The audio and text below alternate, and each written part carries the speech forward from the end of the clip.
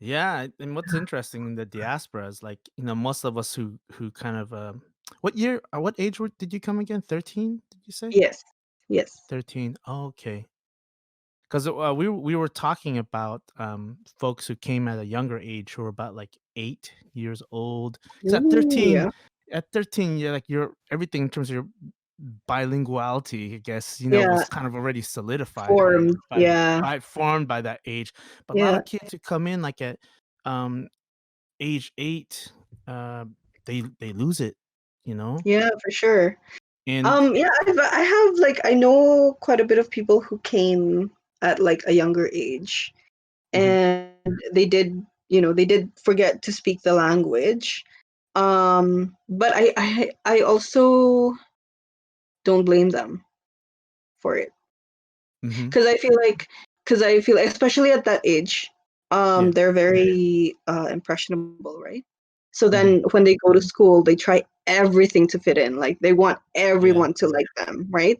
They're new, they look different, and then they speak different too. Like, no, like I have to change this, right? So then they yeah, like fight to not speak it, and then they forget. yeah. And then not knowing that, like, oh, like you might regret it later. Like, they wouldn't know that. And the parents are busy, busy working 2, 3 different jobs to Yeah, like yeah, to really like keep it, for the kids and stuff like that. And right. even like the parents also like speak English at work, right? Mhm, So mhm, then when they come back, it's like it almost becomes natural, right? yeah. Also a funny thing, the parents also like might like that they forget it sometimes, because then they can speak the language and the kids won't understand, and it's like Yeah, you get the well, we definitely know about that, like, the parents get the special secret language so they can talk about them. That's the one yeah, disadvantage I feel about raising my kids is like, "Man, I wish that, we could kind of like, talk about them in front of their face without them knowing." Oh, man, that's wrong, but, can you guys speak? we like, when we were younger, my our grandparents would English, speak. yes. Okay. Yes, English. Great, good to know. For my brother and I, our grandparents spoke to us a lot in the language, but mainly it's, 'cause Ilocano yeah, mostly. it's mainly Ilocano and a Mm, mix. It's like but it's the Igorot Ilocano, the mix, the kind of bago they the call it, fake right? the fake Yeah, Ilocano. the fake Ilocano with the Igorot accent, you know what I mean? Yeah, So, like, all the Yeah, because Ilocano we talk people too slow. the yeah, and all bago We the talk Ilocano. slow.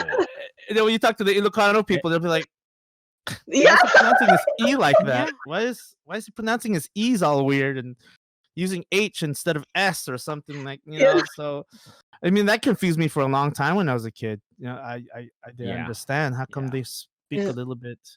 But yeah, our parents, it's not I don't think they were necessarily trying to keep the language from us, but I think it was more because during when we were younger, there was the one thing that our parents didn't want to deal with is another layer of BS, racism, right? So one of Yeah. the things they wanted us to deal with, to do is just to try and adapt as much as you could. So they would say like, Yeah. like the Yeah. old folks will always say this, and they're proud when they say, "In Rome, do what the Romans do," you know.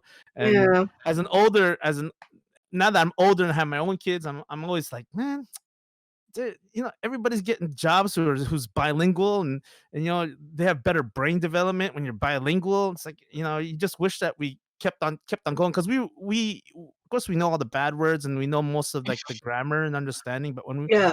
my brother, he speaks it much better than me. But like for me, it's especially like here in the UK now. Like when I'm listening to pure Kankanai, I'm Mhm. it's kind of weird because like when I hear it, I'm trying to find what's the Ilocano word of that. Like, and trying to That's good translate their too, though. Ilocano to English, and Yeah. but then I don't know. I gotta find a linguist, another someone who can help me out with this, over time. Yeah. That's a whole nother discussion I think that everybody we, has Oh, their yeah. their own story of how they lost it or whichever. Because I mean, yeah, like in my case, I never really learned Kankanai or anything like that. Even like maybe I knew some simple Ilocano, but I mostly knew Tagalog because growing up we were mostly around Tagalog speaking mm, people. Makes sense. Yeah. Um, but even that I lost when I came to Canada because I was encouraged by ESL to just speak English even at home. Right. So that's where I mostly lost. I mean, I can Oh, they understand it. encourage really to speak English even at home. Yeah. So They tell you that. just to improve it. So practice. and that that's was what a happened long time ago. So Yeah, they must have changed their I think processes now. But this was in the 90s. yeah, but I mean, I can understand. But yeah, just speaking and then that recall is quite slow. So Yeah.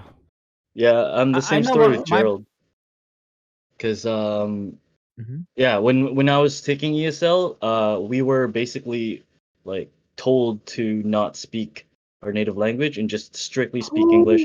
That way Holy. we can adapt Learn it quicker. faster. just progress Right. Yeah, faster. yeah, God. and what's it called? Assimilate quicker. That was my experience. Yeah. Yeah. My parents definitely they were a lot more on the learning English and learning English well because I mean it seems like they wanted us to integrate more. They felt like that would be the way to combat the racism of America Mm, is mastery of the language. Uh mhm, and so that's partially there's a truth in it, that there's a partial truth in that. And it's not the wholeness, of course, because obviously, mhm. kind of skin color makes a difference.